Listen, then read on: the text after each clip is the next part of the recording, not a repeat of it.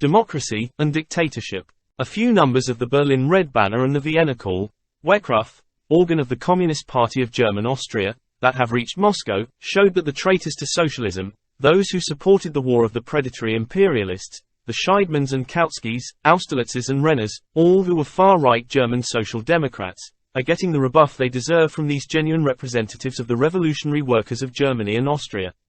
We extend warm greetings to both papers, which epitomize the vitality and growth of the Third International. Apparently the chief question of the revolution both in Germany and Austria now is, Constituent Assembly or Soviet government. The spokesman of the bankrupt Second International, all the way from Scheidman to Kautsky, stand for the first and describe their stand as defense of democracy. Kautsky has even gone so far as to call it pure democracy, as distinct from dictatorship. In the pamphlet The Proletarian Revolution and Renegade Kautsky, which has just come off the press in Moscow and Petrograd, I examine Kautsky's views in detail. I shall try briefly to give the substance of the point at issue, which has become the question of the day for all the advanced capitalist countries. The Scheidmans and Kautskys speak about pure democracy, and democracy, in general for the purpose of deceiving the people and concealing from them the bourgeois character of present-day democracy. Let the bourgeoisie continue to keep the entire apparatus of state power in their hands, let a handful of exploiters continue to use the former, bourgeois, state machine. Elections held in such circumstances are lauded by the bourgeoisie, for very good reasons, as being free, equal, democratic, and universal. These words are designed to conceal the truth, to conceal the fact that the means of production and political power remain in the hands of the exploiters, and that therefore real freedom and real equality for the exploited, that is, for the vast majority of the population, are out of the question. It is profitable and indispensable for the bourgeoisie to conceal from the people the bourgeois character of modern democracy, to picture it as democracy in general or pure democracy, and the Scheidmans and Kautskys, repeating this, in practice abandon the standpoint of the proletariat and side with the bourgeoisie. Marx and Engels in their last joint preface to the Communist Manifesto, in 1872, considered it necessary to specifically warn the workers that the proletariat cannot simply lay hold of the ready-made, that is, the bourgeois, state machine and wield it for their own purpose, but that they must smash it, break it up. The renegade Kautsky, who has written a special pamphlet entitled Dictatorship of the Proletariat, concealed from the workers this most important Marxist truth, utterly distorted Marxism, and, quite obviously, the praise which Scheidman and company showered on the pamphlet was fully merited as praise by agents of the bourgeoisie for one switching to the side of the bourgeoisie.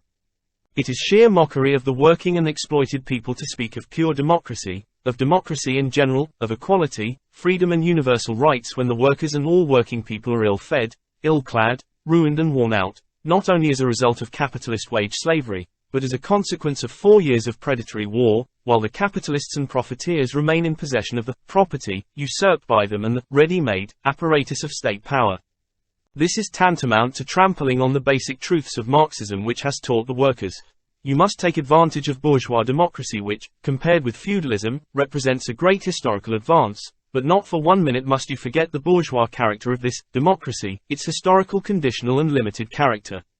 Never share the superstitious belief in the state, and never forget that the state, even in the most democratic republic, and not only in a monarchy, is simply a machine for the suppression of one class by another. The bourgeoisie are compelled to be hypocritical and to describe as popular government, democracy in general, or pure democracy, the bourgeois democratic republic, which is, in practice, the dictatorship of the bourgeoisie, the dictatorship of the exploiters over the working people. The Scheidmans and Kautskys, the Austerlitzes and Renners, and now, to our regret, with the help of Friedrich Adler, fall in line with this falsehood and hypocrisy. But Marxists, communists, expose this hypocrisy, and tell the workers and the working people in general this frank and straightforward truth.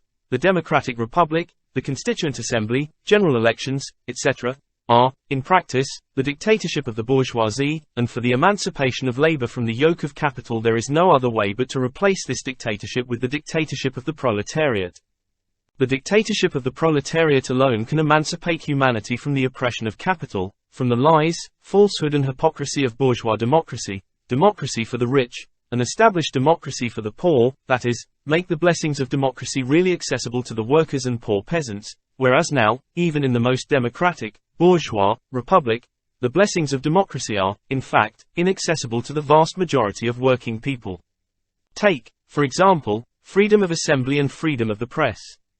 The Scheidemans and Kautskys, the Austerlitzes and Renners assure the workers that the present elections to the Constituent Assembly in Germany and Austria are democratic. That is a lie. In practice, the capitalists, the exploiters, the landowners and the profiteers own 9/10 of the best meeting halls, and 9/10 of the stocks of newsprint, printing presses, etc. The urban workers and the farm hands and day laborers are, in practice, debarred from democracy by the sacred right of property, guarded by the Kautskys and Renners, and now, to our regret, by Friedrich Adler as well, and by the bourgeois state apparatus, that is, bourgeois officials, bourgeois judges, and so on. The present freedom of assembly and the press, in the democratic, bourgeois democratic, German Republic is false and hypocritical, because in fact it is freedom for the rich to buy and bribe the press, freedom for the rich to befuddle the people with venomous lies of the bourgeois press, freedom for the rich to keep as their property the landowners' mansions, the best buildings, etc. The dictatorship of the proletariat will take from the capitalists and hand over to the working people the landowners' mansions, the best buildings, printing presses and the stocks of newsprint.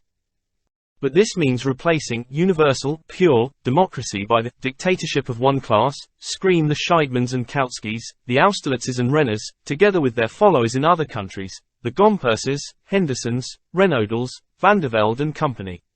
Wrong, we reply. This means replacing what in fact is the dictatorship of the bourgeoisie, a dictatorship hypocritically cloaked in the forms of the democratic bourgeois republic, by the dictatorship of the proletariat.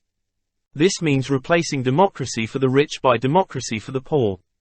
This means replacing freedom of assembly and the press for the minority, for the exploiters, by freedom of assembly and the press for the majority of the population, for the working people. This means a gigantic, world historic extension of democracy, its transformation from falsehood into truth, the liberation of humanity from the shackles of capital, which distorts and truncates any, even the most, democratic, and republican, bourgeois democracy. This means replacing the bourgeois state with the proletarian state, a replacement that is the sole way the state can eventually wither away altogether. But why not reach this goal without the dictatorship of one class? Why not switch directly to pure democracy? So ask the hypocritical friends of the bourgeoisie for the naive petty bourgeois and Philistines gulled by them.